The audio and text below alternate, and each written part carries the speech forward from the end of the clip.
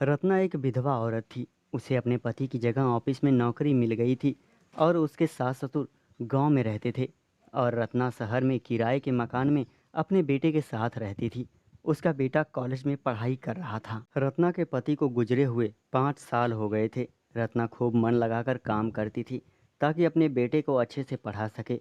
अब क्योंकि रत्ना एक खूबसूरत औरत थी और ऊपर से विधवा, बहुत से लोग उसे देखकर आकर्षित हो जाते थे। लेकिन रत्ना बस अपने काम से ही काम रखती थी। हालांकि रात को एकांत में उसके बदन को भी पति की ज़रूरत महसूस होती थी, लेकिन वह मजबूर औरत बस अपने पति को याद करके सो जाया करती थी।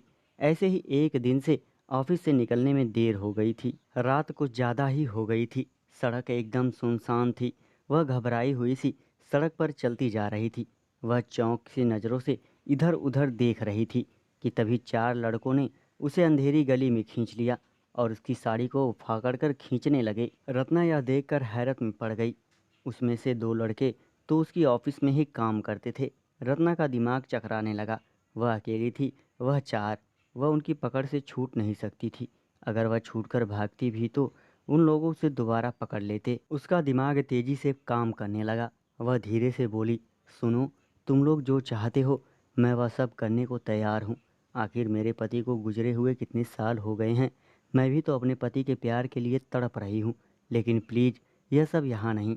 कम से कम मुझे किसी ढंग की जगह पर तो ले चलो। प्यार करने के लिए यह जगह तुम लोगों को सही लगती है क्या?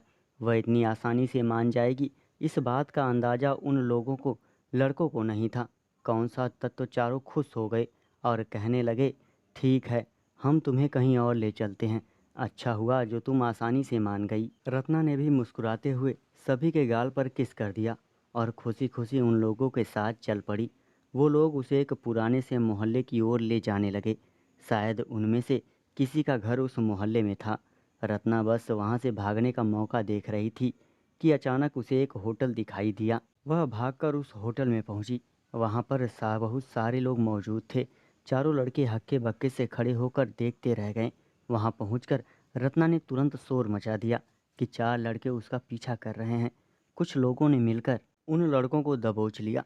थोड़ी देर में ही पुलिस आ गई और उन चारों लड़कों को गिरफ्तार कर लिया। आज रचना की सूझबूझ की वजह से उसकी इज्जत बच गई और उन चारों को उनके गुनाहों की सज़ा भी मिल गई। दोस्तों, चैनल को सब्सक्राइब करें और हिलाते रहें। Thank you.